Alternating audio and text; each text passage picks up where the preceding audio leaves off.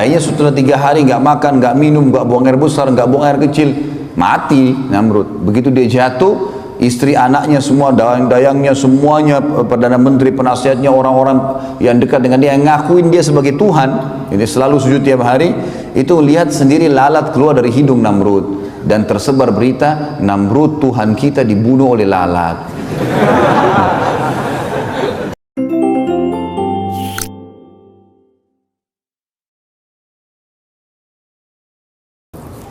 Baik, kita akan masuk teman-teman sekalian kisah kota Mekah dan kisah Zamzam serta pembangunan Ka'bah. Tentu kita akan mulai dari manusia terbaik yang dikenal juga manusia yang terbaik di kalangan manusia, tapi di kalangan para nabi tentunya, walaupun beliau adalah kakek kesekian Nabi SAW, tetap saja Nabi SAW manusia terbaik, ya. Karena beliau mengatakan, Nabi SAW mengatakan, ana sayyidu walad adam yaumal qiyamah. Saya pimpinan anak Adam pada hari kiamat, wala fakhr, dan tidak ada kesombongan di situ. Berarti walaupun ya, Ibrahim alaihissalam yang akan kita sebutkan kisahnya, kakek kesekian Nabi SAW, juga tetap saja beliau terbaik di kalangan semua manusia karena dikenal dengan Khalil. Tetapi Nabi SAW tetap walaupun cucu kesekian adalah lebih baik di posisi ya di sisi Allah SWT daripada ayah atau kakeknya kesekian ini. Ibrahim alaihissalam manusia yang luar biasa, manusia yang Allah Subhanahu wa taala berikan julukan melalui lisan nabinya Muhammad SAW dengan Abul Anbiya, ayahnya para nabi-nabi, karena memang kisahnya akan kita lihat tentunya dengan 2 orang istri yang dimiliki oleh Ibrahim alaihissalam. Namun sebelumnya saya akan mulai dulu dengan Ibrahim alaihissalam ini. Di masa kecilnya lahirlah Ibrahim alaihissalam dari 2 orang tua, tapi yang disebutkan di dalam Al-Quran nama ayahnya Azar. Di zaman itu beliau lahir di Babilonia, dan Ibrahim alaihissalam dari suku asli Babilonia. Babilonia adalah suku nama kota di Irak, dan ini ada sukunya sendiri. Suku ini teman-teman bukan orang Arab, bukan orang Arab, karena waktu itu orang Arab di zaman Ibrahim alaihissalam cuma ada di satu tempat, mereka belum menyebar. Adanya suku Arab di Mekah, adanya di Yaman. Adanya di Yaman, belum menyebar. Jadi memang setiap wilayah ada suku-suku sendiri. Babilonia ada sukunya, dan Ibrahim alaihissalam pada saat itu lahir di satu malam, satu sore hari menjelang maghrib, menjelang malam, di hari tepatnya di mana Namrud, raja pada saat itu, mengaku sebagai Tuhan. Ayah Namrud meninggal, kemudian Namrud dinobatkan jadi raja. Tiba-tiba dia mengeluarkan sebuah informasi kalau dia adalah Tuhan, dan siapapun yang mengakui itu boleh mendapatkan apa saja yang dia minta. Apa saja yang dia minta, minta harta, minta emas, minta tanah, minta apa saja dikasih. Maka orang berbondong-bondong banyak yang menyetujui masalah itu, ya. Apalagi pada saat itu di Babilonia tidak ada seorang rasul, tidak ada nabi gitu. Pada saat lahirnya Ibrahim alaihissalam ini, Namrud pada malam harinya mimpi. Dia mimpi melihat kerajaannya hancur, terbakar sana sini. Lalu dia bangunkan semua penasihat-penasihatnya malam itu juga waktu dia ngaku sebagai Tuhan tuh. Apa takwil mimpi ini?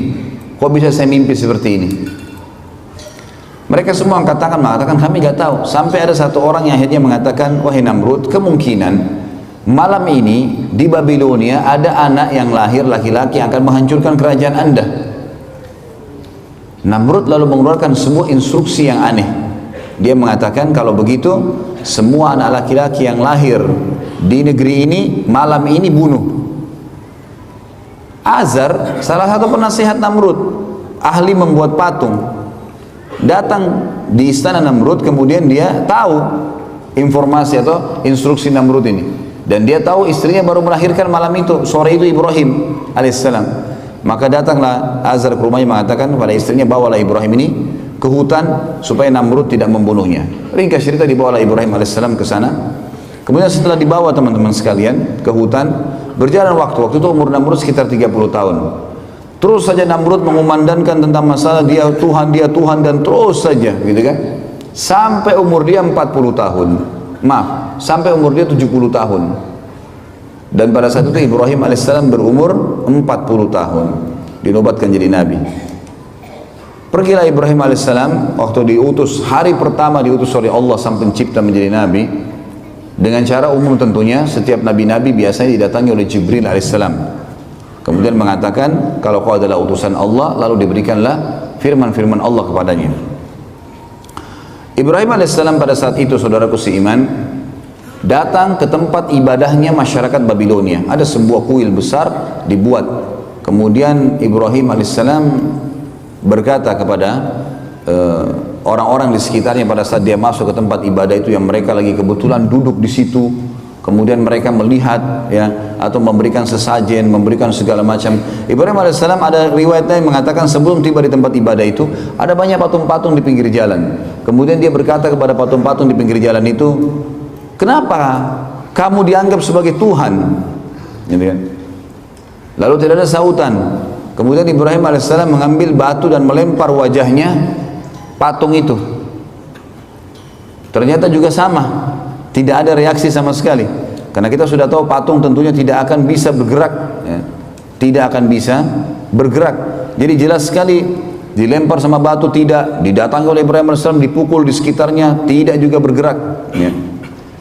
Yang jelas teman-teman sekalian, dengan penolakan, dengan Ibrahim alaihissalam melihat itu tidak ada apa-apa, yang sebelumnya pada saat dia dinobatkan jadi nabi, itu dia sempat, kejadian ini yang membuat Allah menobatkan jadi nabi. Dia duduk di hutan, kemudian dia melihat ke bulan di malam hari. Dia mengatakan, siapa ya Tuhan saya? Kayaknya ini Tuhan saya nih. Lalu kemudian ditunggu sampai dia sampai pagi. Dia sempat menunggu ada suara kah, ada obrolan, tidak ada. Besok pagi terbit matahari, matahari lebih besar. Lalu dia mengatakan, ini kayaknya Tuhan saya, ini lebih besar gitu. Kemudian juga ditunggu sama dia sampai terbenam matahari, mataharinya hilang. Kemudian dia mengatakan, kalau begitu ini semua bukan Tuhan, dan saya mengatakan saya menyerahkan diri kepada Tuhan yang Maha Esa dan Maha Tinggi agar ya memberikan kepada saya petunjuk. Maka akhirnya Allah Subhanahu wa taala menjadikan dia atau diberikan dia kenabian. Baik, ringkas cerita teman-teman sekalian, datanglah Ibrahim alaihissalam kemudian bertemu dengan tempat ibadah yang dibuat oleh Namrud. Dan sampai sekarang tentu kalau teman-teman ketik di Google tentang masalah peninggalan Namrud di Babilonia, akan ada gambar-gambar, banyak sekali gambar-gambar peninggalan istananya, puing-puingnya, tempat pembakaran Ibrahim alaihissalam, banyaklah ya. Ibrahim alaihissalam mendakwai yang paling pertama ayahnya. Begitu datang, dia bertemu dengan ayahnya, didakwahi ayahnya, didakwahi kaumnya. Allah menyebutkan dalam masalah itu dalam Al-Quran, surah Al-Anbiya, surah nomor 21 ayat 52 sampai 73. Surah Al-Anbiya, surah nomor 21 ayat 52 sampai 73. A'udzu billahi minasyaitonir rajim. Idz qala li abihi wa qaumihi ma hadhihi at-tamathil allati antum laha 'akifun. Qalu wajadna aba'ana laha 'abidun. Qala laqad kuntum antum wa aba'ukum fi dhalalin mubin. Qalu aji'tana bil haqqi am anta minal la'ibin. Qala bal rabbukum rabbus samawati wal ardi alladhi fatarahunna wa ana 'ala dhalikum minasy syahidin. Watallahi la akidanna asnamakum ba'da an tuwallu mudbirin. Sampai sini teman-teman saya berhentikan dulu dan akan kita lanjutkan ayatnya. Jadi ayat 52 sampai ayat ayat 57 sampai ayat 57 dulu. Kurang lebih terjemahnya kata Ibrahim alaihissalam, ingatlah kata Allah ketika Ibrahim berkata kepada ayahnya dan kaumnya, apa nih patung-patung yang sedang kalian sembah?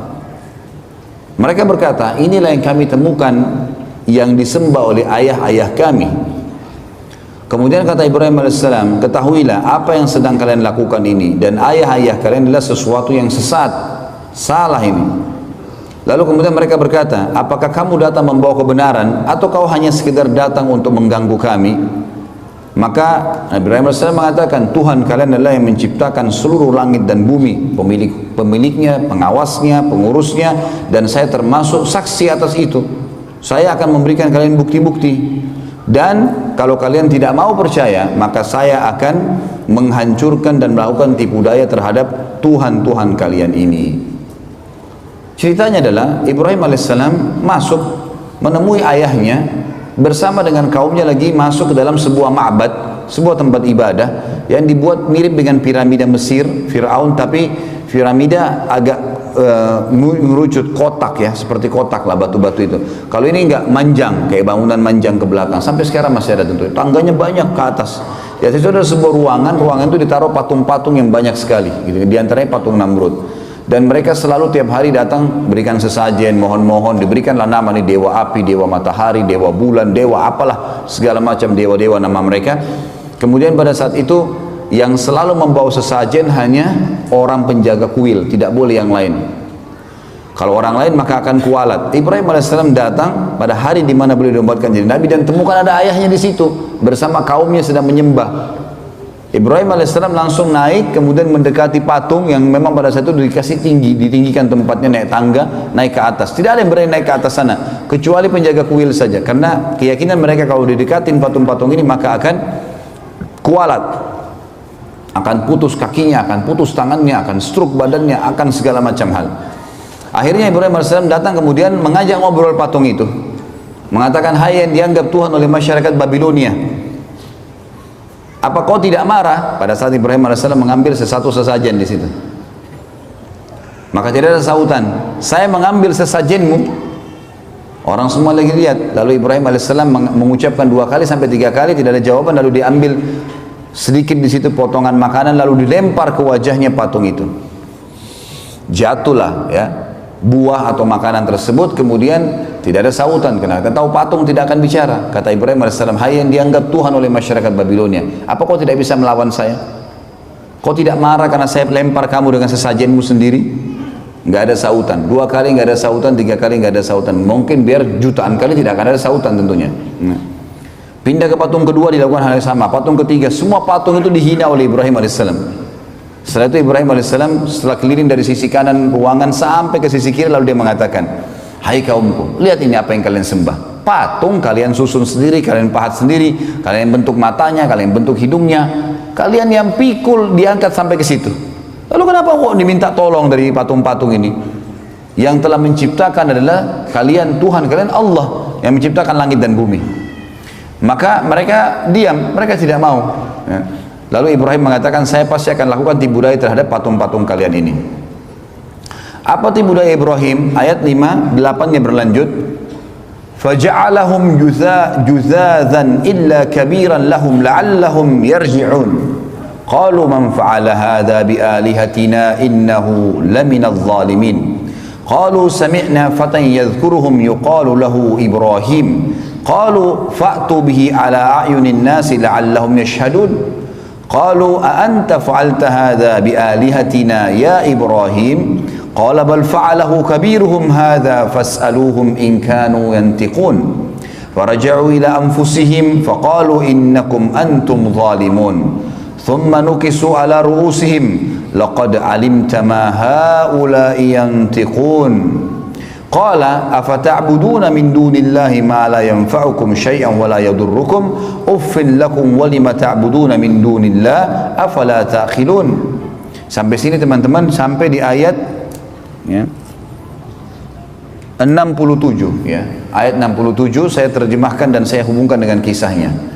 Maka pada saat itu kaumnya keluar dari ruangan ibadah tadi, tinggalkan Ibrahim alaihissalam. Kata Ibrahim, sebentar, kalau kalian tidak mau dengar apa yang saya sampaikan, saya ini utusan Allah pencipta langit dan bumi dan saya akan sampaikan kepada kalian. Kalian tetap mau sembah berhala, saya akan lakukan tipu daya loh. Mereka tinggalkan, tidak mau dengar Ibrahim alaihissalam. Sempat bimbang tapi mereka tinggalkan. Ibrahim alaihissalam keluar cari kampak dan masuk menghancurkan patung-patung itu. Dipotong kepalanya, potong tangannya, potong kakinya, dihancurin semuanya. Dan Ibrahim alaihissalam membiarkan patung yang paling besar, patungnya Namrud, ada di tengah-tengah ruangan, enggak diganggu sama sekali. Tapi ada patung ular, patung singa, dipotong kepalanya, ditaruh di pahanya patung Namrud, kampaknya juga ditaruh di tangannya patung Namrud. Maka besok pagi pada saat mereka mau beribadah lagi, mereka temukan tempat ibadah mereka hancur semuanya. Dan pada malam hari, pada saat Ibrahim AS menghancurkan, penjaga kuil ada, tapi penjaga kuilnya ketakutan karena dia sendiri yakin ini kualat, kalau dekatin patung itu kualat, bisa stroke, bisa terpotong tangannya, apalagi hancurin kayak Ibrahim. Ini luar biasa Nabi Ibrahim AS. Maka dia tidak berani buat apa-apa, takut dia. Besok pagi orang-orang datang menyembah, ditanya dia, kenapa ini, siapa yang buat ini? Penjaga kuilnya nyaut, yang tadi malam tuh Ibrahim, gitu kan? Itu yang Allah katakan di sini, kan? Maka Ibrahim menghancurkan semua, juzadzan illa kabira. Jadi memang Ibrahim AS menghancurkan lebur semuanya kecuali yang paling besar, patungnya Namrud, agar mereka sadar. Lalu mereka berkata, siapa yang buat ini kepada Tuhan-Tuhan kami? Penjaga kuil mengatakan, kami mendengar dan kami mengerti, yang kami tahu adalah yang tadi malam itu, Fatan itu dianggap anak muda, ya, yang semalam, yang bernama Ibrahim. Maka mereka berkata, datangkanlah Ibrahim itu di depan orang-orang semuanya, agar mereka bisa menyaksikan dan mendengarkan argumentasinya, kenapa dihancurin. Maka begitu datang, mereka tanya, hai Ibrahim, apakah kau yang lakukan ini pada Tuhan-Tuhan kami? Maka Ibrahim berkata, bukan. Ibrahim mengatakan, qala bal fa'alahu kabiruhum. Kenapa tanya saya? Tanya patung yang paling besar itu yang pegang kampak, gitu kan. Tanya kalau dia bisa ngomong, gitu. Maka mereka kembali ke diri mereka sendiri, lalu mereka mengatakan, sesungguhnya kalianlah yang zalim. Setelah mereka dengar, pikir benar ya. Kata Ibrahim, coba lihat, kalau memang dia bisa buat apa-apa, maka dia yang melakukan. Kalau kalian yakin dia tidak bisa melakukan, lalu kenapa kalian menganggap dia sebagai Tuhan? Karena kebetulan waktu itu semua patung dewa ini mereka anggap di bawah patungnya Namrud. Namrud adalah Tuhan di atas Tuhan-Tuhan semuanya, paling kuat. Kemudian mereka kembali ke diri mereka, kata Allah. Setelah itu mereka, salah satu yang mengatakan, kayaknya kita yang zalim nih, kita yang salah. Kemudian mereka menundukkan kepala-kepala mereka, dan akhirnya Ibrahim menunggangi untuk berdakwah. Kata Ibrahim, bukankah kalian lihat patung-patung ini tidak bisa ngomong sama sekali? Tsumma nukisu ala rusim laqad alimta ma haula yantiqun. Kalian tahu ini tidak bisa ngomong sebenarnya. Kemudian Ibrahim mengatakan, apakah kalian menyembah selain daripada Allah yang tidak bisa memberikan manfaat dan mudarat kepada kalian sedikit pun? Sungguh kecelakaan dan terhina perbuatan kalian karena kalian menyembah selain Allah, sementara mereka, apakah kalian tidak berakal? Maka pada saat itu ada satu orang yang bilang, kayaknya Ibrahim ini harus kita laporkan ke Tuhan kita terbesar, Namrud. Kata Ibrahim, gak usah repot-repot, saya ke sana. Pagi hari, waktu itu sudah pagi, Namrud ini punya tradisi teman-teman sekalian, setiap pagi dia selalu duduk, setelah rapi, habis mandi, bersih segala, ada tirai yang ditaruh antara dia dengan pengikutnya, lalu diangkat tirai tersebut, ternyata orang-orang begitu lihat dia sujud semua, lalu mengatakan, wahai Tuhan kami yang agung Namrud, gitu. Begitulah ceritanya. Maka pada saat itu teman-teman sekalian, Ibrahim AS masuk bersama bondong-bondong manusia. Begitu tiba di dalam, semua orang diangkat tirai, semua orang sujud kepada Namrud kecuali Ibrahim AS. 40 tahun Namrud disujuti dan tidak pernah orang bangkang kecuali pada saat itu. Namrud tanya, siapa kamu ini? Kok bisanya kau tidak sujud dengan saya? Ibrahim AS utusan Allah. Dia nggak pakai ngomong, bukan mengatakan hai Raja Namrud, apalagi Tuhan Namrud, gitu kan. Panggil namanya, hai Namrud. Belum pernah orang berani panggil Namrud begini gitu. Semua orang yang lagi sujud angkat kepalanya. Ini unik ini. Tidak pernah orang begini. Dia mengatakan, wahai Namrud, dari mana kau ngaku Tuhan? Kamu manusia biasa seperti saya, seperti kami semua. Punya dua mata, punya dua tangan, punya dua kaki. Kamu juga sama dengan kami, lahir dari bayi, anak-anak, remaja, tua. Seperti sekarang, kau juga akan mati. Yang menghidupkan dan mematikan adalah Allah, Tuhanku dan Tuhanmu, dan Tuhan semuanya. Namrud waktu itu tidak mau kalah. Namrud mengatakan, baiklah Ibrahim, kalau kau ngaku Tuhanmu itu bisa menghidupkan, mematikan, saya juga bisa. Mau bukti? Kata Ibrahim, iya. Baik. Tangkap, disuruh pengawalnya, tangkap dua orang laki-laki yang lewat depan istana. Ditangkap dua orang. Yang satu disuruh pergi, dikasih hadiah macam-macam, pergilah. Kemudian yang satu disuruh bunuh, mati di tempat. Kata Namrud, lihat, saya menghidupkan dan saya mematikan. Ya. Ini kan kebodohan, karena orang yang disuruh pergi sudah hidup sebelumnya. Tapi akal-akalan dia mengatakan apa? Ini saya menghidupkan dan saya mematikan. Jibril alaihissalam datang menyampaikan kepada Ibrahim, ini orang ini percuma, diajak dialog di dunia, di bumi, dia akan terus cari akal, tantang di langit sekalian.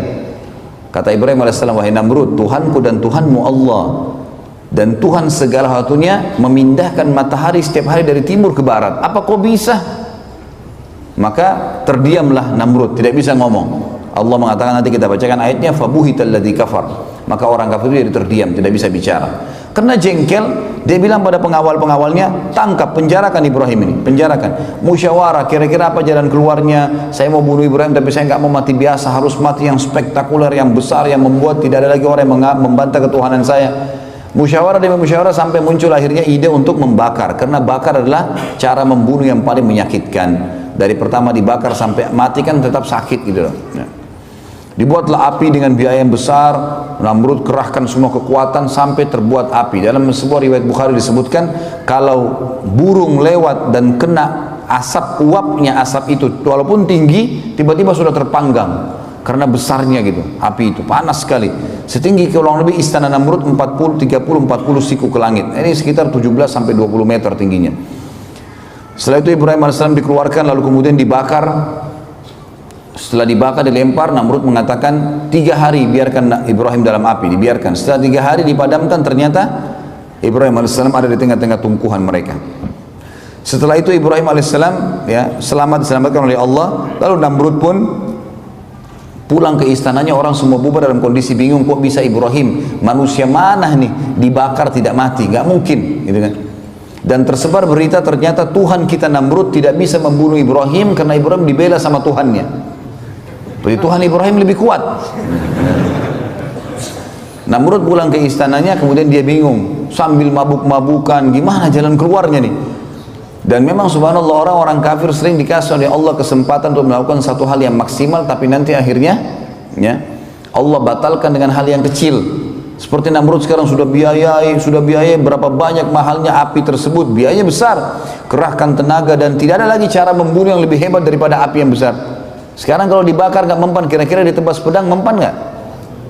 Atau dilempar batu, atau dipatahin tulangnya, udah nggak bisa, kena api aja nggak bisa buat apa-apa sama dia gitu. Maka Namrud pun besok paginya kedatangan, diutus oleh Allah padanya seekor lalat, yang lalat itu masuk ke lubang hidungnya gitu kan. Awalnya tentu Namrud ini dia didekati oleh lalat sampai dia capek. Lalat ini selalu datang, ribut dekat kupingnya. Kayak kita kalau lagi ribut dekat kuping lalat, usir datang lagi. Bingung juga gimana cara lawannya itu. Setiap Namrud mau ngamuk marah, lalatnya pergi, nanti kembali lagi. Sampai dia teriak-teriak prajuritnya, bunuh lalat ini, nggak ada yang bisa lawan. Lalat mau dilawan dengan apa? Dengan 1000 otot. Dengan sebilah pedang yang tajam, nggak ada yang bisa lawan lalat gitu. Dengan kuasa Allah, lalatnya datang ribut dekat kupingnya, pergi lagi. Sampainya Namrud dari pagi sampai malam kecapean dia. Kena capek dari di singgasananya. Waktu dia duduk, dia mau ngantuk, mau tertidur, lalatnya masuk di lubang hidungnya. Terus sampai ke otaknya, 3 hari nggak keluar-keluar. Dipukul-pukul, dia teriak-teriak, nggak bisa apa-apa. Zaman sekarang mungkin masih bisa orang pakai operasi. Zaman dulu nggak ada operasi. Salah belah mati kan gitu. Dan ini Tuhan mereka. Akhirnya setelah 3 hari nggak makan, nggak minum, nggak buang air besar, nggak buang air kecil, mati Namrud. Begitu dia jatuh, istri anaknya semua, dayang-dayangnya semuanya, perdana menteri, penasihatnya, orang-orang yang dekat dengan dia yang ngakuin dia sebagai Tuhan, ini selalu sujud tiap hari, itu lihat sendiri lalat keluar dari hidung Namrud. Dan tersebar berita Namrud Tuhan kita dibunuh oleh lalat. Allah mengatakan dalam Al-Quran, lanjutan tadi ayatnya ya, kata mereka, qalu harrikuhu wansuru alihatakum in kuntum fa'ilin. Teman-teman tahu kalau pegang Quran dilihat ayat-ayat ini ya, karena ini ayat bersambung. Maka mereka berkata, bakarlah dia dan tolonglah Tuhan-Tuhan kalian, karena dia sudah rusak tadi tempat ibadah kita, dihancurin Tuhan-Tuhan kita, maka bakar si Ibrahim ini. Qulna ya naru kuni bardan wa salaman ala Ibrahim. Lalu Allah berfirman kepada api, hai api, jadikan dirimu dingin dan keselamatan bagi Ibrahim. Wa aradu bihi kaidan faja'alnahumul akhsarin. Mereka berusaha untuk menyiksa Ibrahim, maka kami jadikan mereka yang rugi semua, biayanya, hidupnya, segala ya, hancur semua keyakinan mereka tentunya. Jadi sampai ayat ini adalah kejadian tentang masalah Ibrahim alaihissalam tadi. Setelah itu, setelah Namrud mati teman-teman sekalian, Allah menceritakan wa najjainahu wa Lutan ilal ardi allati barakna fiha lil alamin. Setelah itu kami selamatkan Ibrahim meninggalkan Babilonia yang diikuti oleh Lut. Siapa Lut ini? Keponakannya Ibrahim alaihissalam, anak dari saudarinya Ibrahim alaihissalam, ponakan beliau. Dan Lut ini adalah orang yang pertama beriman kepada Ibrahim alaihissalam. Makanya Allah mengatakan dalam ayat lain, fa'amana bihi Lut. Lut beriman kepadanya. Dan Lut juga nanti diutus jadi nabi, yang kita tahu ada kaumnya homoseksual nantinya. Tapi itu kisah yang nanti lain lagi, kisah Nabi Lut alaihissalam. Tapi di sini diceritakan tentang dan kami selamatkan Ibrahim bersama Lut, ya, ke negara yang kami ke negeri yang kami berkahi untuk seluruh alam semesta, maksudnya Palestina. Dan ini ada teman-teman kalau nonton di YouTube ada ceramah saya tentang Palestina yang terlupakan. Tablik Akbar di Bandung pada saat itu panjang lebar saya ceritakan tentang fadilah Palestina, fadilah Masjid Aqsa, bagaimana saya motivasi kaum muslimin untuk berusaha untuk bisa umroh menuju ke sana dan jangan terpengaruh dengan informasi yang menganggap sekarang lagi tidak aman, lagi tidak begini sehingga tidak datang. Pada saat saya bimbing umroh ke sana, subhanallah orang-orang Palestina pada pelukin tuh. Saya kenalan kalau dia tahu dari Indonesia dipeluk sama mereka. Dia bilang kedatangan kamu ke sini sudah cukup buat kami. Sudah cukup. Artinya ini motivasi yang luar biasa. Dan orang-orang Yahudi memang tidak mau kita datang ke sana. Karena kalau antum datang, antum memberikan motivasi, walaupun misalnya tidak bisa membantu secara harta dan seterusnya, karena kita cuma bawa dana secukupnya. Walaupun memang sumbangan-sumbangan saya bawa dari Indonesia, kemudian kita letakkan langsung di Masjid Aqsa atau Imam Masjid Aqsa yang diberikan. Tapi itu yang terjadi. Tapi ada di situ berkah memang luar biasa negeri itu. Enak, sejuk, semua buah-buahan ada, macam-macam. Negeri itu luar biasa. Ternyata Palestina itu negeri yang banyak gunung-gunung dan memang dingin, subur sekali, subur. Seperti Allah katakan dalam ayat ini, allati barakna fiha lil alamin. Kami berkahi itu untuk semua alam semesta. Artinya kalau orang datang tinggal sana akan tentram, akan hidup. Karena ditanam apapun, negeri Syam terkenal, ditanam apapun maka akan tumbuh, gitu kan? Tumbuh buah-buahan. Sampai dikatakan pernah ada jalanan pecah, ya jalan raya pecah, retak jalannya, kemudian tumbuh pohon apel, gitu kan? Saking suburnya negeri itu. Wa wahabna lahu ishaqa wa yaquba nafilah wa kullan ja'alna minas salihin. Lalu kami karuniakan untuknya Ishak dan Yakub sebagai hadiah buat dari kami, kata Allah, dan semuanya kami jadikan orang-orang soleh. Nanti akan kita jelaskan tentang kisah bagaimana ibunya Ishak alaihissalam, Sarah, mandul beberapa tahun tidak punya anak. Nanti akan kita ceritakan sebentar, tapi ini terlintas dalam ayat ini disebutkan namanya. Maka Allah karuniahi Ibrahim alaihissalam, ya, anak-anak dan semua Allah jadikan orang-orang saleh. Waja'alnahum a'immatan yahduna bi amrina wa awhayna ilaihim fi'lal khairati wa iqamas salati wa ita'az zakat wa kanu lana 'abidin. Dan kami jadikan juga mereka ini keturunannya Ibrahim semuanya imam-imam, maksudnya pemimpin yang akhirnya manusia mendapatkan petunjuk dari mereka, dan mereka menjalankan perintah-perintah dari sisi kami, serta kami wahyukan kepada mereka agar selalu melakukan perbuatan-perbuatan baik. Kata ulama tafsir, semua keturunan Ibrahim alaihissalam yang secara langsung, Ishak, Ismail, Yakub, kemudian turun Yusuf, ya, Musa, Daud, Sulaiman, Yunus, Ayub, ya, ini semua Musa, Isa alaihi wassalam dikenal dengan turunan barisan, dan terakhir Nabi Muhammad SAW dari Ismail. Semua ini adalah orang-orang yang saleh dan jadi pemimpin. Wa kanu lana, dan mereka selalu salat, berlomba-lomba dalam kebaikan dan mendirikan salat, memberikan zakat, dan wa kanu lana abidin, dan mereka selalu menyembah kami.